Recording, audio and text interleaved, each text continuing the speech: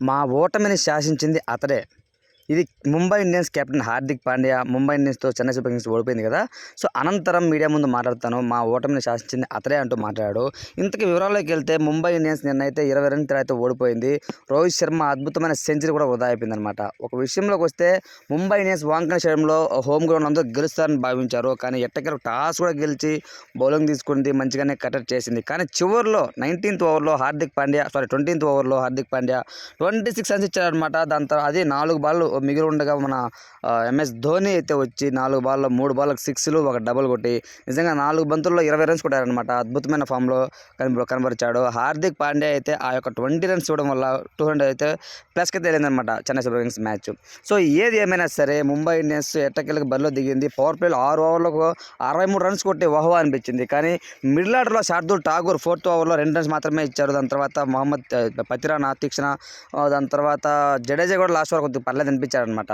ఒక రకంగా చెప్పాలంటే ముంబై ఇండియన్స్ మిడిల్ ఆర్డరే కోల్పోయిందని చెప్పుకోవచ్చు. ఒక రోహిత్ శర్మ మినహాయించి అందరూ కూడా విఫలమయ్యారు. సూర్యకుమార్ యాదవ్, దాని తర్వాత తిలక్ వర్మ కొంచెం పర్లేదు అనిపించారు. దాని తర్వాత రొమారియా షెఫర్డ్ కానివచ్చు, మహమ్మద్ నబీ కానివచ్చు, టిమ్ డేవిడ్ వీళ్ళందరూ కూడా అయితే విఫలమయ్యారు. ఒక్క రోహిత్ శర్మ ఒంటరి పోరాడాడు అనమాట.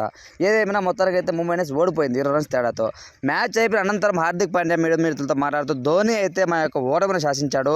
నిజంగా తను వికెట్ కీపర్ వెనకాల ఉండి బౌలింగ్ వాళ్ళని గైడ్ చేస్తూ అటు వేయాలి ఇటు వేయాలని ఫీల్డింగ్ సెట్ చేస్తూ రుతురాజుకు మంచిగా అయితే తనైతే గైడింగ్ ఇవ్వడం వల్ల చెన్నై సూపర్ కింగ్స్ గెలిచింది. ఎనీవే తీక్షణ మన పత్తిరాన చాలా అయితే బ్రహ్మాండంగా బౌలింగ్ చేశాడు.